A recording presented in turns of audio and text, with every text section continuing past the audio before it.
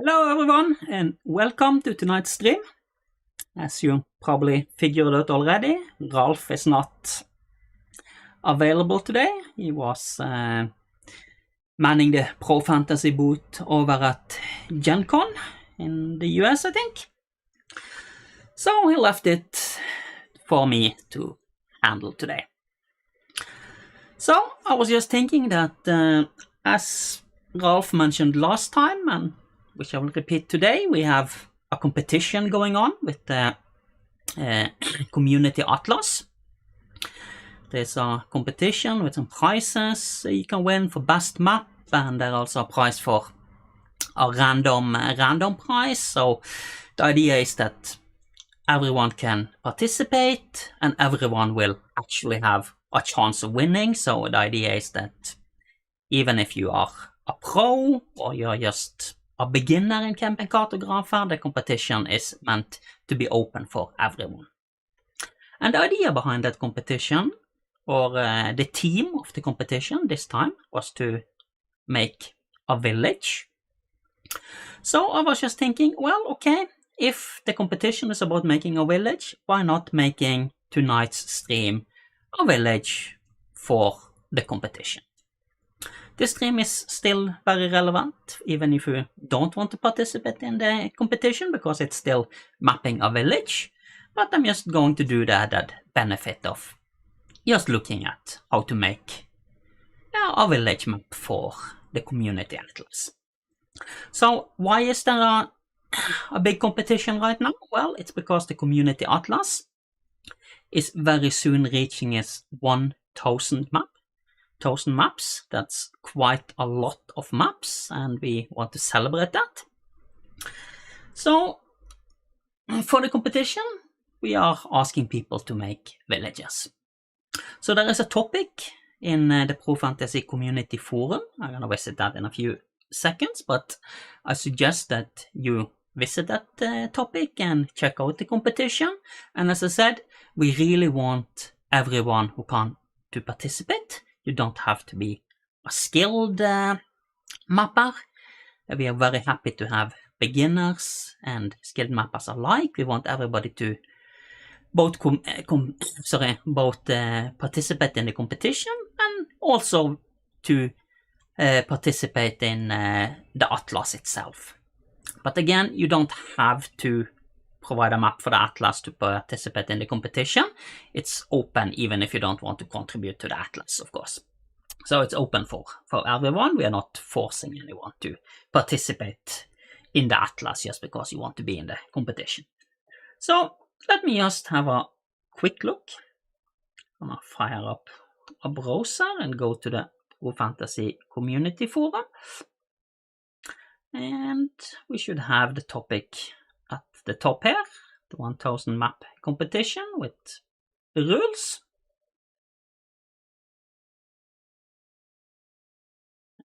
To the last topic, since I've read this before, but we can see here that Rico has already provided his entry for the competition. He's a fast mapper, so he was quick. The competition runs until the end of next month, so you have a lot of time. But let's get to the top. And I'm not gonna go through all the rules now, you can read the rules. This is a mapping session, not a rules reading session. But the idea is just make a map or a village for the Atlas. The topic here describes a bit how to do it. Just make a post in the topic and announce your participation. And I'm now gonna find myself a nice little place to map for the competition. So the link here is to the Community Atlas, or if you want to go directly, the link to the Community Atlas is always atlas.onsen.cc.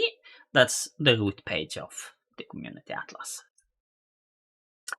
So here we are, and in the topic I linked a couple of suggested places you could find villages. I'm quite familiar with Atlas, I'm just gonna dive in and find a village myself, and you can do that. But the idea is just to go in, let's browse, let's find the world, And I've already kind of picked out where I wanted my village. If I were going to look and pick it out on stream, I could spend most of the stream probably. There's a lot of maps there. As I said, there's close to 1,000 maps. So I want to map a village on the continent of Alarius and in this northern region here. This is the same region which I have linked from the forum as a possible place to make your maps. And I know several people have already claimed places here. If I remember correctly, Sue wanted Elkton, and there was one more of these villages down here. What I was thinking about is that I wanted to do Port Haven. I wanted something with a coastline. So nobody had claimed that one, so I think I'm just going to officially claim that one. And one thing when you're looking at the community atlas maps like this, if you want to zoom into them, the images here on the website is not a high enough quality to really zoom in, but you can do one of two things. You can either click the high resolution button, get a very high resolution version. If your internet isn't super fast, it can take a little bit to download. But now I have a high resolution map where I can look and see. Viewing the image in the browser isn't the best because the way zooming in the browser works. The other alternative is to just get the map file itself, the FCV file, always a button above each map. Click it, open the file, and I have a campaign cartographer map I can look at. I wanted to do this area here. And one hint, a lot of the maps in the atlas are quite heavy with effects use. People like to make advanced maps and good looking maps, and effects can sometimes slow down viewing a bit. So there's a link here, toggle effects. You can just turn on off effects. That makes the map not quite as pretty, but it makes it also extremely much faster to navigate and work, especially when you want to navigate. So again, Port Haven is the one I want to go for. And we can see that that's located quite far to the north, so it's kind of a freezing cold place. So we need a mapping style that fits that. I'm guessing there will be several of these coldish maps since we have several cold sites here. So I'll probably not be the only one using this style, but I'm going to go for Sue's winter village style for this one. So I'm just going to create a new map. I can just close this one, I think. Don't need it anymore. And I'm going to close my browser as well. And I'm just going to go and make a new city map. And I'm going for the winter village. Since this is a 1 hour stream, I don't want to make too big a map on stream because then I'm not going to get done with the map. So I'm gonna limit myself to a smallish 500 by 400 foot map. That means it will be quite a bit small, but this is after all a village I'm mapping, not a huge city. And the reason the competition is about villages is basically because I want people to have time to finish a map. A city map can take a lot of time to do properly, while a village map can be made in a couple of hours, even less if you're quick about it. So this should mean that people actually have the time to do it for the competition. I know people are busy and that's life, so am I. So for the stream, I'm just going for a smallish 500 by 400, but I would recommend for a village map that you might go a little bit yeah, you can make a village map fine, which I'm going to do here now. But if you want to put in a little bit more features, maybe a little bit about the terrain around the village, things like that, you might want to go higher, somewhere between 500 and 1000 for the map size, I would guess. But 500 by 400 is fine by me. And I'm thinking I should just use the snow as a background. And basically that's it. Let me put it in my map folder, and I'm just gonna call it for my... Actually, I can use the actual name of the town, which I was smart enough to forget. You'll find that I'm quite forgetful. My short-term memory has never been good. Port Haven. Okay. So, Port Haven it is.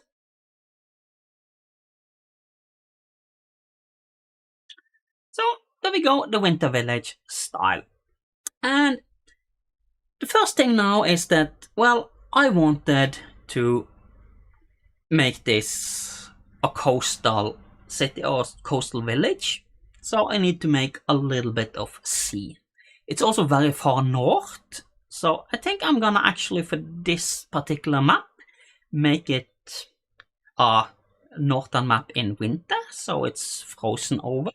There are tools for drawing frozen sea here, so I just want a frozen coastline. But I also want a little bit of cliffs on my edge. Some nice little snowy cliffs. And looking at the symbols available here, I don't see any cliff symbols. But I happen to know something. Sue has made another winter style, a dungeon style in this case, the Winter Trails. And if you have watched my streams before, you probably know that I'm never ever happy with just using one single style. I always like to mix and match and add a little bit from different styles to get my map working. So why don't I actually start with finding the cliffs? I want to make the coast first. So I'm gonna click the Open Symbol Catalog button. And I happen to know that if I navigate to the Symbols base folder and into the Dungeons and the 2023 Winter Trail, I'm finding some. I can go to the All catalog in this case. And we have some nice little cliffs here. There's also something else here I wanted to use, and I already noticed from the comments that people talked about that because I needed a pair. And, well, we have some bridge symbols here, which can actually work very nicely as a pair, and they are nicely snow covered, working perfectly with this style. But that's just a spoiler for a few minutes later, but since people were already talking about it, so I'm just going to start with the cliff height, and I'm going to work a little bit around where I want my coastline. I can actually zoom a little bit in my map, and I'm just going to hold down Shift and rotate this one a little bit. Oops, I didn't need to place it, but we can just zoom in. We can see the cliff. We can see that this cliff has clearly a top and a bottom. So I need to be careful when I rotate them and place them that I get the top at the top all the time. So let's just zoom back out. I'm gonna erase this one. And I prefer right now to work in this scale. You might want to zoom a little bit more in to see the symbols more clearly, but I don't actually need to see the symbols this clearly. I'm more concerned about actually getting my pathing right here. So I'm just gonna grab a couple of these, and I'm just gonna do a quick little cove or harbor section here, basically. And you need to be a little bit careful and not make too sharp bends. It can look weird, and I don't want too sharp. You can see it because these are dungeon style symbols. They are a bit short, so I need to place many of them. That's quite fine. I can do that. Notice that Sue has made other cliffs as well. There is a dedicated annual to her city cliffs, but I don't think there are any snowy cliffs there. You can correct me if I'm wrong, Sue. I just picked the first and best cliffs I could find, actually. I can't always remember anything, but I don't think there are symbols. Versus asks if I could have used symbols along. I could probably have used symbols along, but that would mean that I would have to first draw the edge line, and after that I would have been spending some time tweaking the symbols along command to get the cliffs to fit up on a line exactly around that line.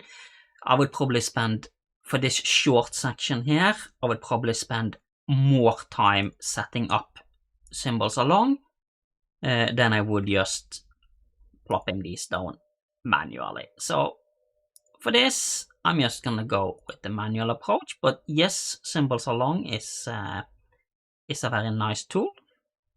I like it a lot, and I use it for multiple things.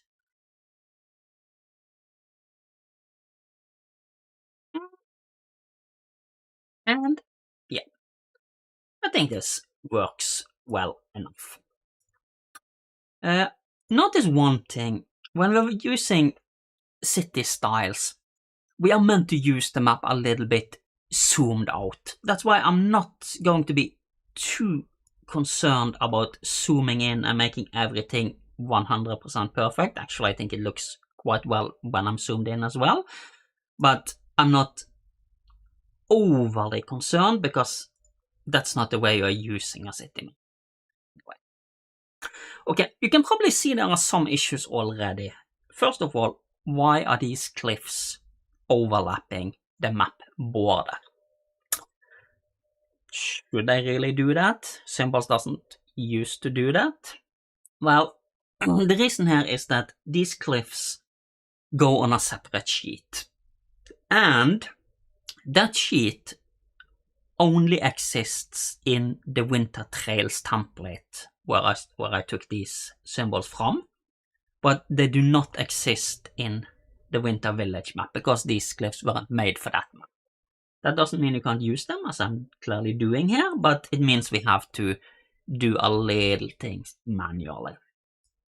So you can see here, the symbols cliff sheet was automatically created when I used these symbols, but they are now at the very bottom. Okay, so I want most things to actually go on top of these symbols, so I'm actually just gonna put them up here for now. Maybe I want to change the order even more, but now things like the frame and things like that should go nicely above. Okay, so that's the cliff. The next thing is the dock, and I was actually thinking, since I have cliffs here, I want some stairs, and I'm not ready to place everything just yet, but I'm gonna click once on the stairs. I'm gonna click on the bridge segment, on the bridge end, and the bridge shadow. Now, why did I just click once on them? What was the idea behind that? Does that give me anything? Yes, it does. Because if I go to Symbols Symbol Manager, it will show all the symbols that are currently in the map. And we can see that these symbols I just clicked on, they are in the map. By in the map, I don't mean that they are actually used in the map, but I mean that they are defined as assets in the map. And that definition, that happens immediately upon clicking them in a symbol catalog. And the reason I did that is because later, when you want to access symbols, if I click the Symbols in Map button, I can use symbols already defined in the map. So I don't have to go back and forth and between the symbol catalog. I can now load back up the city symbol catalog and use that and easily find my stairs and my bridge when I need them. So that was just a little trick to make it quicker to access these symbols instead of jumping back and forth. But loading the symbol catalog again isn't a problem either. But I'm gonna go back to symbols, cities, and with the village. And let's just pull that one back up. Okay, so now I can draw my water. And that's a drawing tool. So I'm just going to pick the frosted water here. And I'm gonna follow along the cliff lines. See, this is a smooth tool, so I'm trying to place nodes not too far from each other because that could lead the curve to end up outside the cliffs.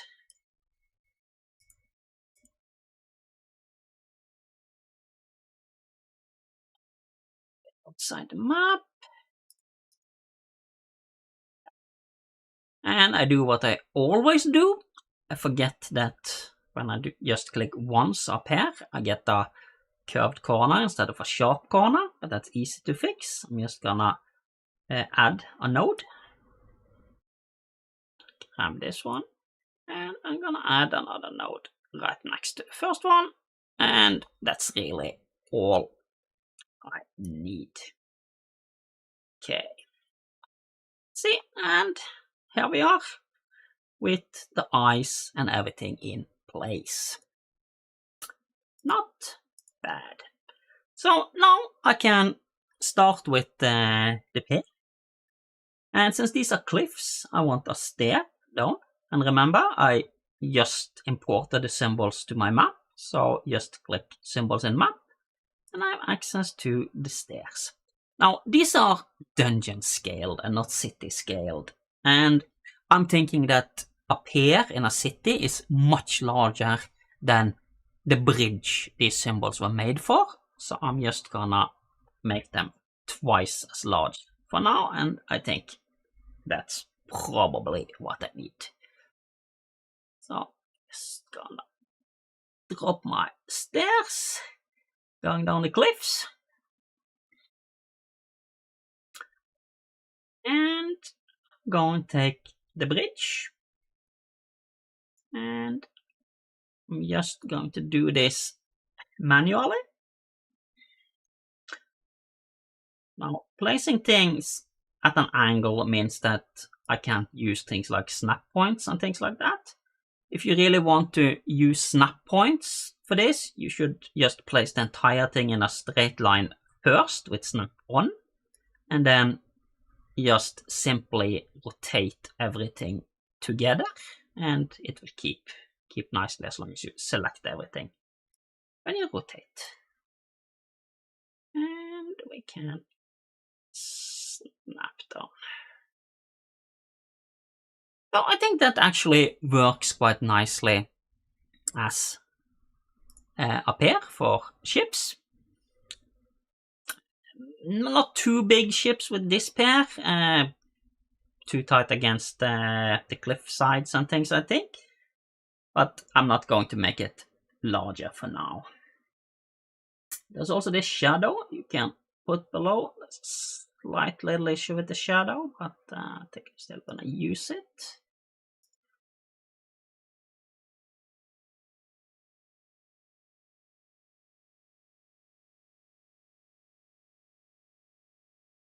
Because there isn't a separate shadow for the end pieces like that.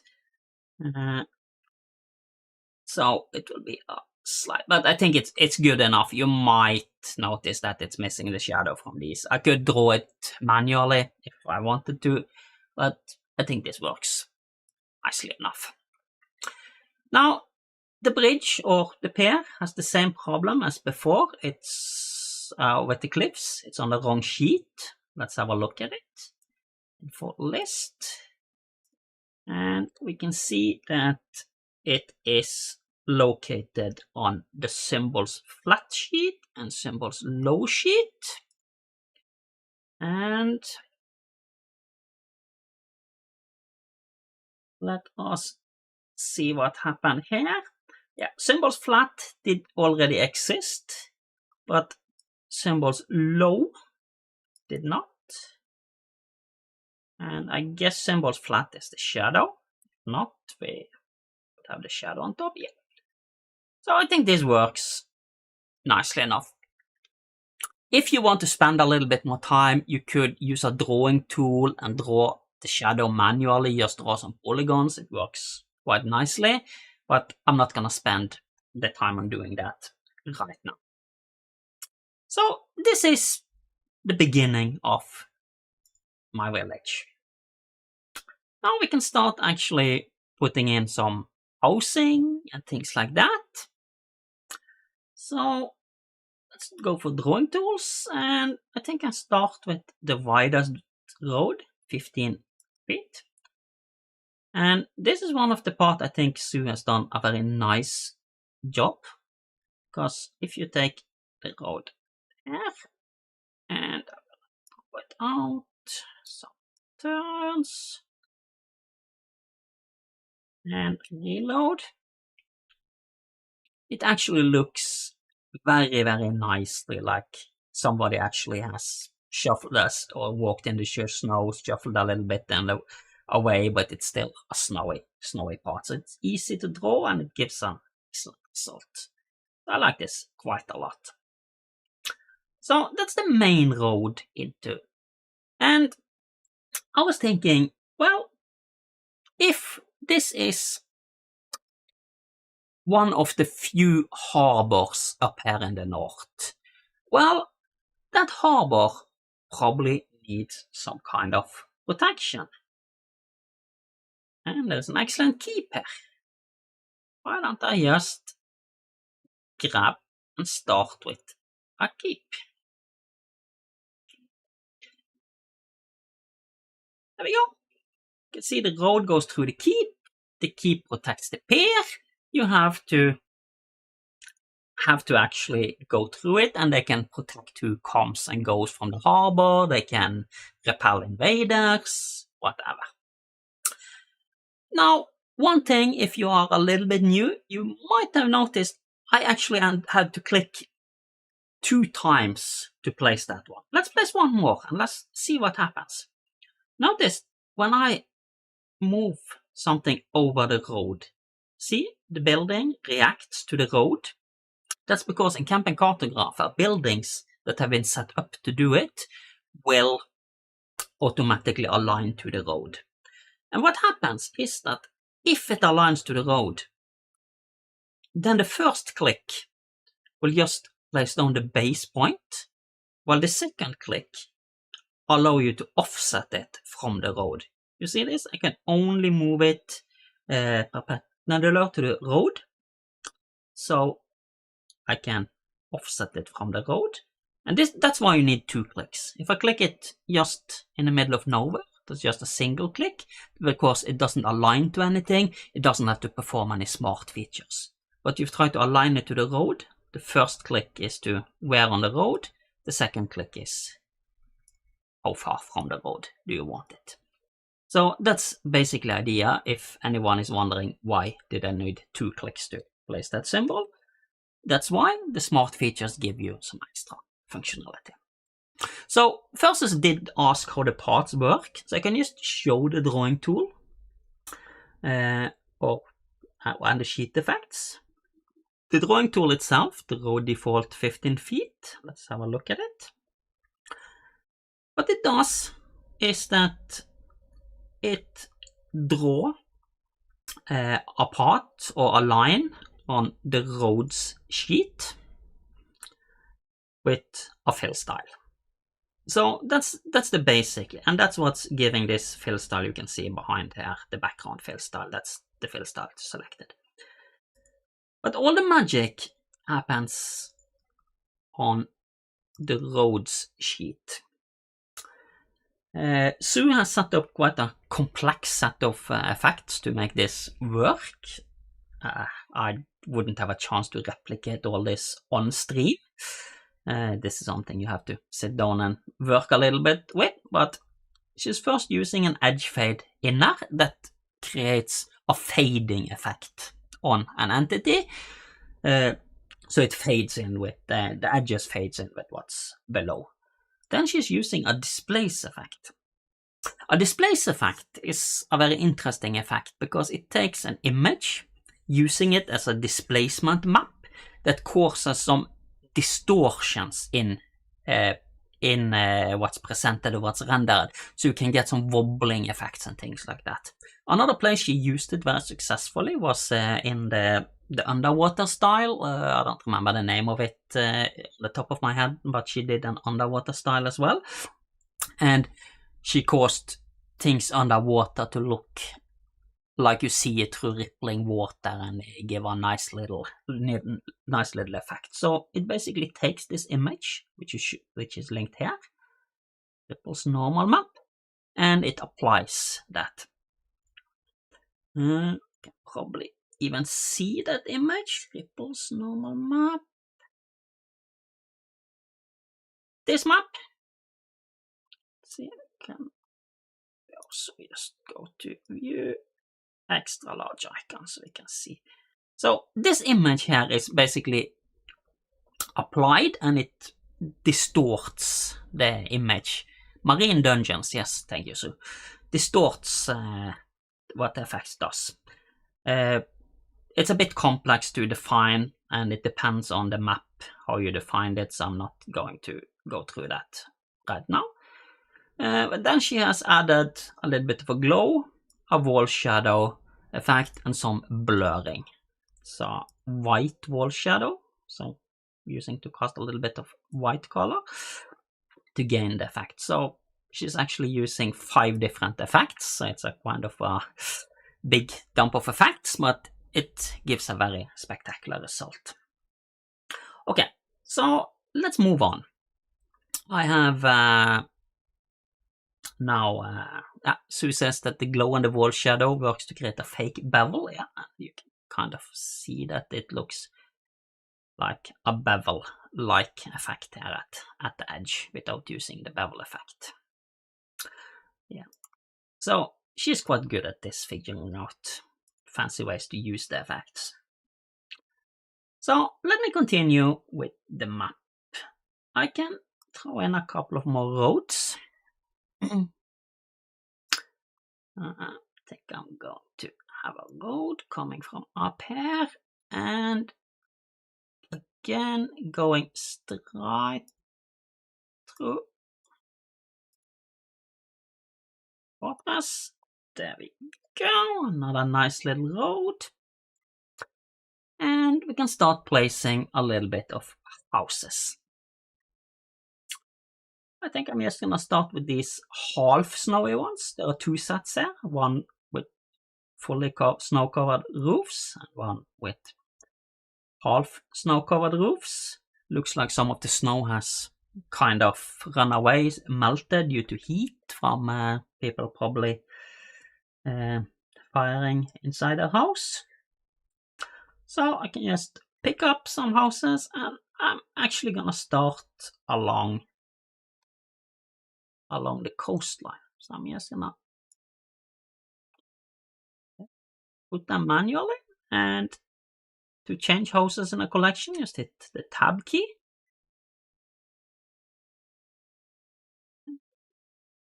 That, and just going to throw in a smaller road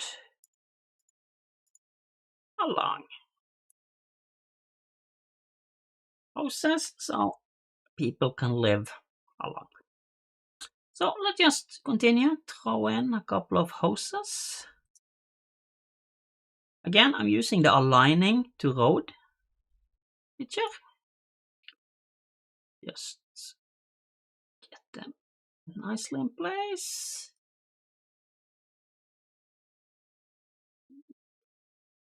That's it.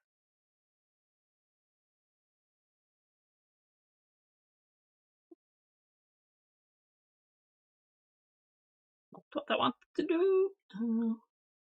I just accidentally placed the house, and since I was holding down the key, I scaled it as well.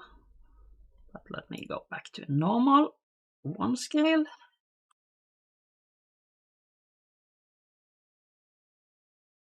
And a couple of nice houses. Let's do something on the other side as well.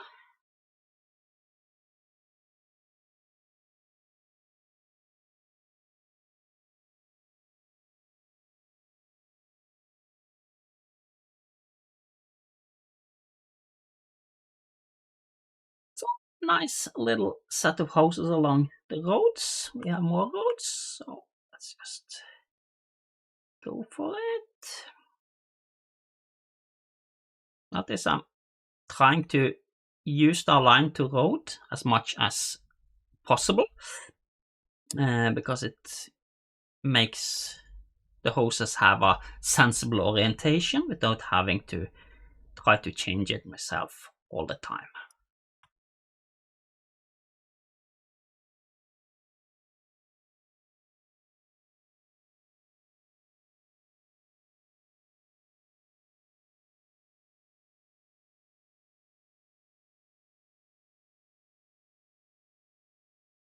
I think that works quite nicely.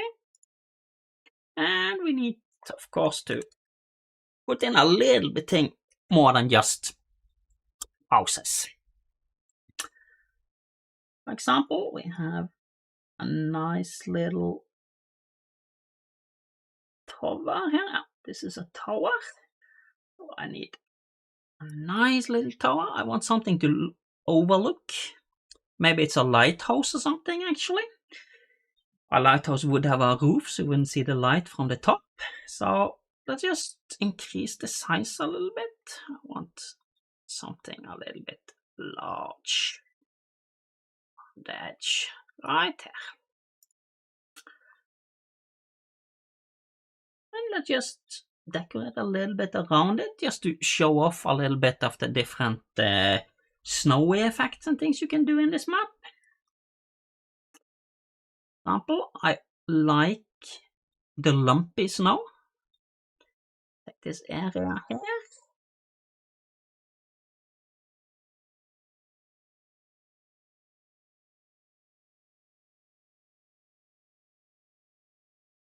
But then you can see I get this nice little more, not so even, but more nice lumpy snow. And for some reason, I have no idea why, but people doesn't seem to want to build near this tower, so the area here is full of trees and bushes and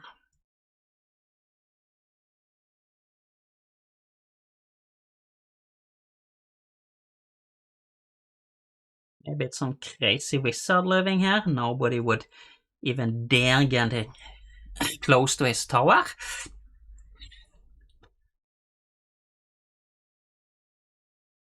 So Quentin thinks my houses are too close to the keep. Yeah, you're probably right. I just put them down a little bit quickly, but you are right. The houses are quite tight and probably should be a little bit further away. And of course, move them a little bit. Let's take this one. I don't want to move them too far away from the keep, but I can move them a little bit closer to each other using the move tool. This. Like this.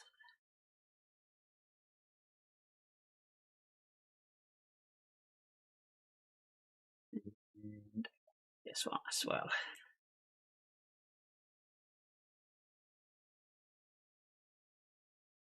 So, as you say, Quentin, harbor also needs a place for goods to be placed.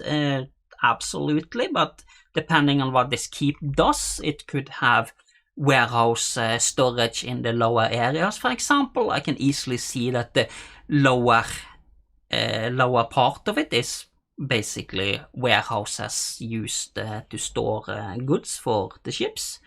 If not, I could always put in an extra house or something for that as well. There are plenty of opportunities here, but in my little village, I'm thinking that this kind of fortress is also keeping the goods. That means that it can defend the goods as well if it's important stuff. So it just store there. Sue also suggests storage caverns in the cliffs. Yeah, absolutely, could be. Not going to add that to this map, but one could also make an underground map along with this, with some storage caves if that's interested. Or, of course, if not, if you prefer, you can just... There are houses here, so you could just pick something nice and just use as a larger warehouse. Kind of any of these houses works as a warehouse as well. One of the nearby houses could also be a warehouse. So that's a little bit about houses. Let's add a little bit different things as well to the map. This is kind of a small village, not too many houses, but I'm kind of seeing it this way. Maybe we are just looking at the village center. There will be more villages, more stuff outside, but it won't be visible right here.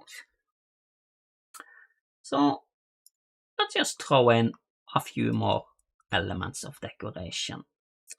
A nice little field, for example. I'm sure they try to grow things here, at least in the summer. So I'm actually just going to throw in a little bit of a field here. Like that. And along with the field, so nice to protect and hide the field a little bit so we can have a nice little hedge. A little bit more distance. Nice little hedge here. And we can use a wall. Notice the symbols I'm using now are connecting symbols. That's why you only see an outline. With connecting symbols, you just define the line they are supposed to follow, and Camp and Cartographer will pick appropriate symbols to define the position, to fill in, to make that line.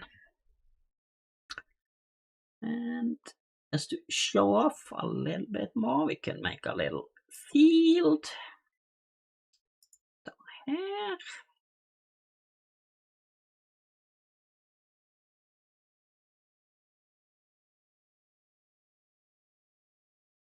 It's not what I made. Did I click the wrong tool? Maybe I clicked the wrong tool. I wanted the default field.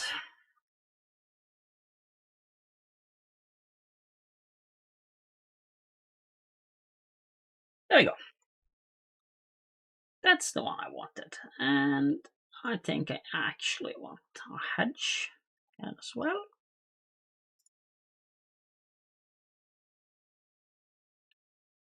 Nice little hedge.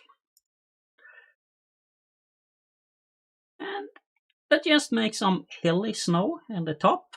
I think this is also a nice little effect.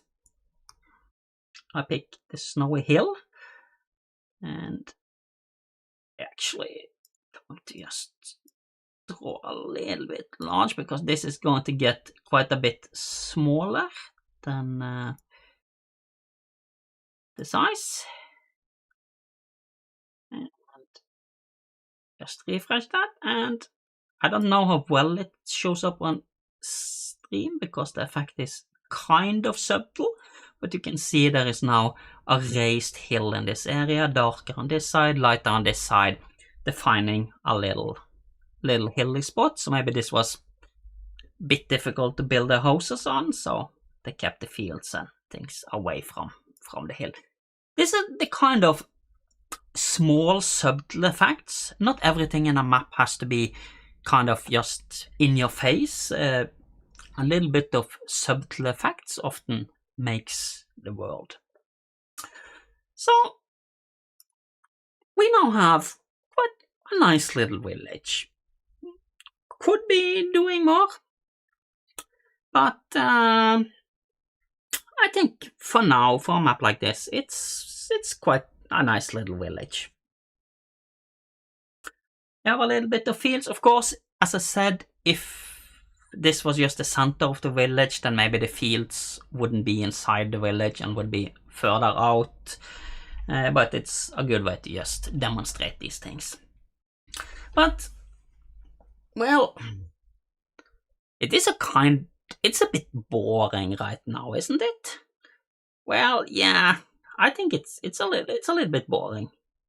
We need to give these inhabitants a little bit of fun, don't we?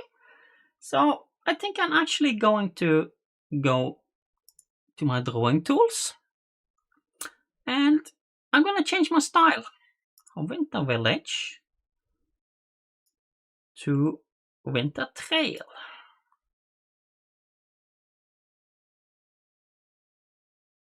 And I'm going to use the ice hole from the Winter Trail. We need a hole in the ice. Okay, so I'm just gonna draw a nice little fractal polygon.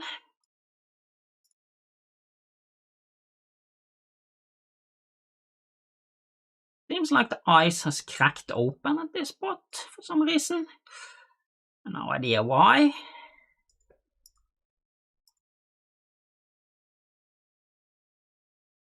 But I guess it happens. Ice cracks open all the time, doesn't it? And I am going to also, from the same, use some more drawing tools, the ice fracture ones, and I'm gonna draw some fractures from this just to make it look a little bit more cracky.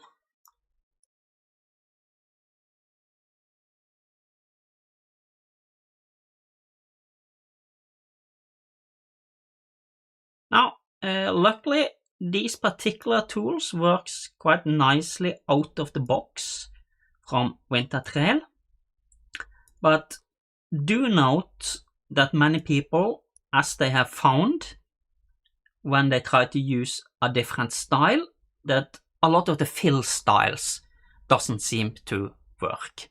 You can see here, why is the floor like this? That's not a floor. Cliff drifts. Why are all of these using the same fill? The reason for that is that fills in a map are only defined for the map style or in a template for the map style it's meant to be. So changing like this does not normally work. What you have to do if you want to use tools from a different style is that you do have to import the relevant fill styles. I'm not going to show that here today. I'm just going to mention that because that's a common problem people have when they are inexperienced with the program. You do have to import those fill styles. There are instructions for those on the forum, but just keep that in mind. That's why all of these fill styles looks weird. But the one I'm using does not have that problem, because that fill does exist in this map for some reason. So I don't have to do it. So that's fine. So as Sue is pointing out, we are missing some effects. And that's another thing when you are using tools from a different style. Tools are often dependent on effects. We saw this in this map many times. The road are dependent on the road effects that are set up.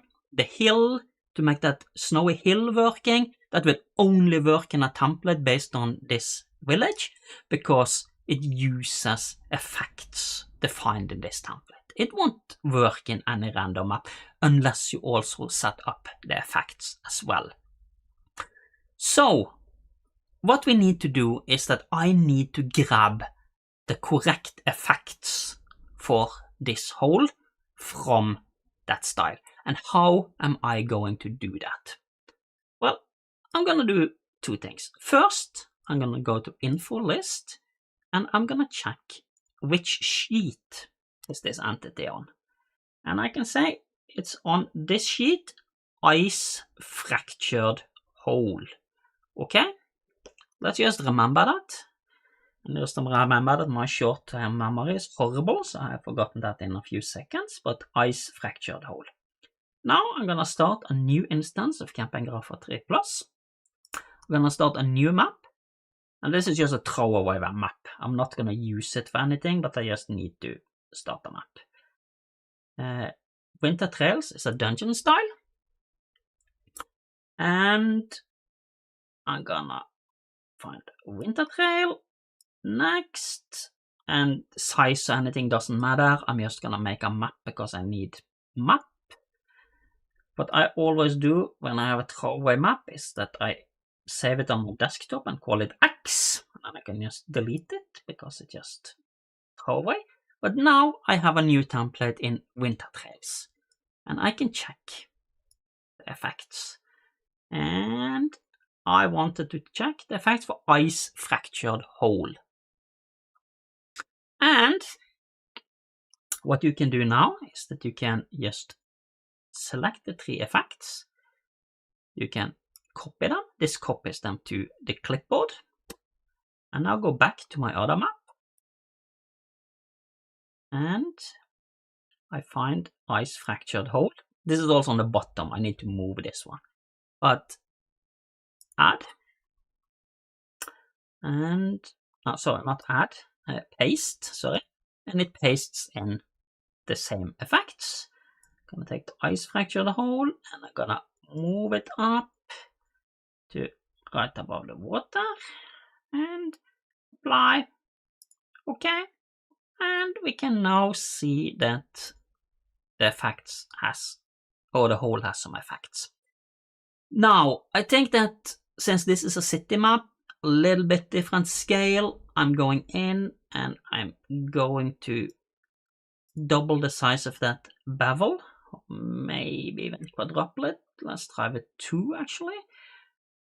Okay. It's a bit big when you are zoomed in, so you have to decide a little bit what you want, but when you are zoomed out, it kind of looks, you can see the effects a little bit better. So this is always the kind of things with effects and things like that, you kind of have to decide for which viewing size are you intended it. Actually, you can go in and say that effect units are based in percentage of view width instead. Then you need to define the bevel unit quite differently, and you need to define smoothing, but then it will actually change with the zoom level. So if you do that correctly, it can work good no matter the size. We can try, but this needs a little bit of experimentation. Now it's in percentage. happens if it's in 2 units. Let's just see what happens when it's 2 units. Ooh! Well, that's quite huge. That's not what I wanted it to be. Let's put that to 0.4 unit, 0.1 unit maybe. Because now the effects are on a completely different scale. Okay, now it looks kind of a little bit big, but not too big. And if I zoom in, you can see that the effects actually changed themselves. You see that? So this is one use of making the effects depending on the view size. You can see the bevel is much larger when I'm zoomed out compared to when I'm zoomed in. Do you want this in your map? Well, that depends really. You really have to just figure out if it's right for you or not. But this is at least a case where using this is quite appropriate. But there has to be something in that hole as well, don't it? We can't just have a hole without something in it. So let's go to my symbols. I think I have something in my user symbols from Zoo again.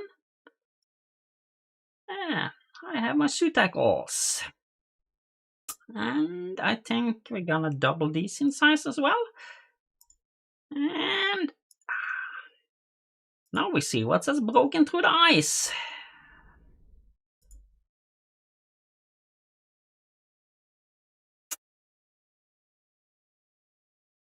Here we go. Now we have a proper map. So I guess those poor inhabitants are wondering what's coming for them. Well, since time's up, I guess we have to wait for another time to figure out that. But I think we managed to make a decent map. There are just a few more things that any map should have. And that's, of course, we need a scale bar. I think there is one actually in the one I picked up and clicked on is perfectly usable, but that's user customizable size.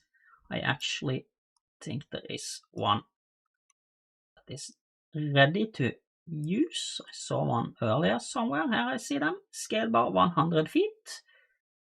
Click. So, yeah, and we should have one. Scale bars always need to be placed at scale 1. And I think we can get the scale bar nicely down here at the bottom. Out obscuring anything. I don't like when the text is halfway above hedges and things like that. There we go. We have a scale bar. And so versus complaints is only 7 tackles. Well, it hasn't gotten all of them up yet. We need a compass rose. I don't like placing compass roses in the middle like this, so I'm actually going to just partly obscure my snowy hill. I like the feature, but it's not too important features. And I need a map title. And now I see one thing. I really wanted to have space up here for my map title, so I think I'm just going to try to move my tentacles a little bit. Down here, perhaps. There we go. Now we have place for a map title on the top. And just grab our text. And this was Port Haven. When placing text, I like to set justification based on where I'm placing it. So since I'm placing it in the top right, I also want to put this. I can use the above far right. The justification is the insertion point for the text. Because the way the size of true type text is calculated or rendered when it's rendered to an image, it can lurch a little bit, move a little bit. But so you want an insertion point to avoid that the text accidentally moves across the frame or things like that. So I am going to just use a buffer right. I think Black Chancery a nice font. I'm not sure. I'm trying that one. Bold italic for a title. Whatever. Let's try it. Oh, that's fine. You can see now where my mouse cursor is. This is my insertion point for my text. So if it's going to lurch, it will lurch away from the insertion point. So it should never overlap the frame in any way. There we go. And also, if you load up the map on a computer that does not have the same font as you made the map with, then a replacement font will be used, which might not be exactly the same size. So again, placing the insertion point is quite important. Okay, so I think that's it. We have done our little village map in an hour. I hope this was an entertaining stream and that you enjoyed what we made here today. And then you enjoyed a little lesson of how to use things from different styles in one map. And you can see even if it was a city map, I could still use dungeon style resources. Actually, dungeon and city maps work very well together because both are scaled in feet or in meters if you use metric. So the scale is the same. It's usually quite easy just to import resources like I did. So I think that's it. And I think I have hopefully answered everybody's questions. So I'm just gonna say thank you all for watching. Next week will be Ralph again, I guess. And just remember, we have the competition going. So everyone who is live now or watching this video later, please consider step by, participate in the competition. It's always fun, even if you're not the best one or the winner or whatever. Just competing with the community is always fun. So please, all of you, I hope to see you there. And if not, happy mapping, and I'll see you all later.